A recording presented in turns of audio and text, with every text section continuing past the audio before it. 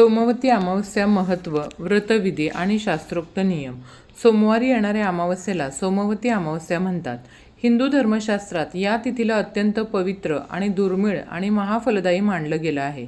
वर्षातून अशा अमावस्या फार कमी वेळा येतात. या दिवशी विधिवत पूजा, स्नान आणि दान केल्यानं कुंडलीतील भयंकर चंद्रदोष, पितृदोष आणि दारिद्र्य नष्ट होते, अशी धार्मिक मान्यता आहे. चला तर मग जाणून घेऊया या पवित्र दिवसाची सविस्तर माहिती, विधी आणि शास्त्रोक्त नियम. 1. पवित्र स्नान आणि महादान विधी. गंगा स्नान किंवा तीर्थस्नान. या दिवशी सकाळी सूर्योदयापूर्वी पवित्र नदीत स्नान करण्याचे मोठे महत्त्व आहे. जर नदीवर जाणं शक्य नसेल तर घरातच आंघोळीच्या पाण्यात थोडे गंगाजल आणि काळे तीळ टाकून स्नान करावं. स्नान करताना खालील मंत्राचा जप करावा. गंगे च यमुने चैव गोदावरी सरस्वती नर्मदे सिंधू कावेरी जलेस्मिद्धिं निधिं कुरुम. महादान, सप्तधान्य दान. स्नानानंतर गरजू किंवा गरिबांना 7 प्रकारचे धान्य, गहू, तांदूळ, जव, तीळ, मूग, उडीद, हरभरा, वस्त्र, छत्री किंवा या गोष्टी दान कराव्यात. या दिवशी दिलेले दान थेट पितरांना तृप्त करतं. नंबर 2. पिंपळाच्या झाडाची पूजा. शास्त्रानुसार पिंपळाच्या झाडामध्ये ब्रह्मा, विष्णू आणि महेश या त्रिदेवांचा आणि माता लक्ष्मीचा वास असतो. सोमवती अमावस्येला पिंपळाची पूजा हे या व्रताचं मुख्य अंग मानलं जातं. प्रामुख्याने सुवासिनी महिला आपल्या पतीच्या दीर्घायुष्यासाठी हे व्रत करतात. पूजाविधी. पिंपळाच्या झाडाला कच्चे दूध आणि पाणी अर्पण करावं. त्यानंतर हळद, कुंकू, अक्षता, चंदन आणि फुलं वाहून तुपाचा दिवा लावावा.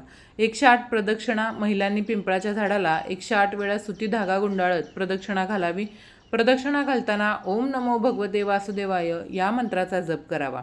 फेरे, वस्तू आणि दान. प्रत्येक प्रदक्षिणाला एक फळ, उदाहरणार्थ केळे, सफरचंद, सुकामेवा, बिस्किटं, चॉकलेटं किंवा नाणं पिंपळाच्या मुळाशी ठेवावं. प्रदक्षिणा पूर्ण झाल्यावर या सर्व 108 वस्तू स्वतः न वापरता एखाद्या गरजू व्यक्तीला किंवा सुवासिनीला किंवा ब्राह्मणाला दान कराव्यात. नंबर 3. पितृतर्पण आणि श्राद्ध कर्म.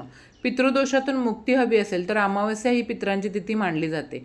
सोमवती अमावस्येला आपले पूर्वज पृथ्वी लोकावर येतात आणि आपल्या वंशजांकडून तर्पणाची अपेक्षा ठेवतात.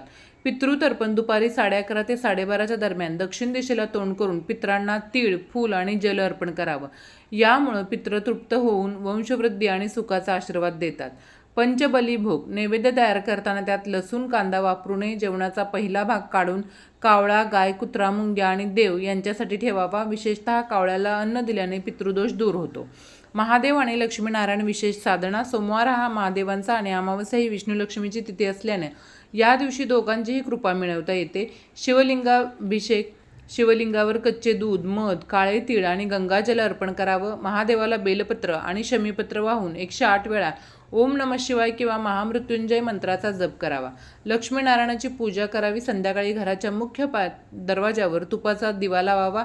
विष्णू सहस्रनाम किंवा कणकधारा स्तोत्राचं पठण करावं. यामुळं घरात पैशाची चणचण भासत नाही आणि माता लक्ष्मी स्थिर राहते.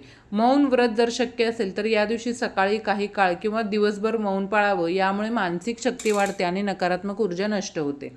सोमवती अमावस्येला काय करू नये? या दिवशी घरामध्ये किंवा जेवणात कांदा, लसूण, मांस आणि मद्य यांचा वापर पूर्णपणे टाळावा.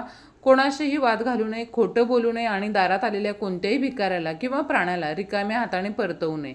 या दिवशी केस किंवा नखे कापू नयेत आणि दाढी करू नये. पिंपळाच्या झाडाची पूजा अवश्य करावी, पण पिंपळाचं पान किंवा ढाळी तोडू नये. सोमवती अमावस्येच्या तुम्हास व तुमच्या संपूर्ण परिवारास हार्दिक शुभेच्छा. भगवान भोलेनाथ आणि माता लक्ष्मी कृपा तुमच्यावर सदैव राहो, हीच प्रार्थना. धन्यवाद. श्री स्वामी समर्थ. जय जय स्वामी समर्थ. हा व्हिडिओ आवडला असेल तर चॅनलला लाईक करा, शेअर करा आणि सबस्क्राईब करायला अजिबात विसरू नका. भेटूयात अशाच नवनवीन माहितीपूर्ण पुढच्या व्हिडिओमध्ये.